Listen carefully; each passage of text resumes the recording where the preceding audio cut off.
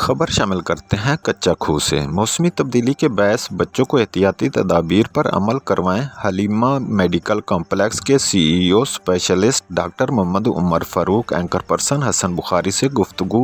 انہوں نے کہا کہ سرد موسم سے ہم گرم موسم کی طرف جا رہے ہیں۔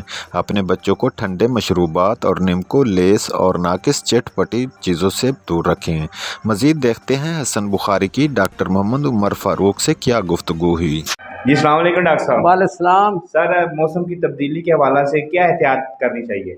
موسم کی تبدیلی کے لحاظ سے یہ ہے کہ فی الحال موسم سرما کی ختم ہو رہا ہے، موسم گرما شروع ہو رہا ہے، تو ابھی نہ اتنی سردی ہے نہ اتنی گرمی ہے، لیکن لوگ جو ہیں یا خصوصاً بچے جو ہیں وہ مشروب، آئس کریم، سوڈے کی بوتلیں یہ استعمال کرتے ہیں۔ اس سے جو ہے نا گلا خراب ہو جاتا ہے، ٹانسلائٹس ہوتا ہے، بعض کو پہلے ہی ٹانسلائٹس ہوتا ہے تو وہ پھر زیادہ فلیئر اپ ہو جاتا ہے، ہاں جی، اور اس کے علاوہ چیسٹ کی انفیکشنز ہو جاتی ہیں۔ بڑوں میں بھی یہی مسائل ہیں، ابھی سردیوں میں بھی یہاں پر تو ٹرینڈ ہو گیا بوتلیں پینے کا، ہاں جی، تو یہ ہے کہ اس سے اوائڈ کرنا چاہیے۔ اس کے علاوہ جو موسمی اثرات ہیں ایٹماسفیئر کے، ہوا کے، مٹی، خاکہ، دھواں، اس سے بچنا چاہیے۔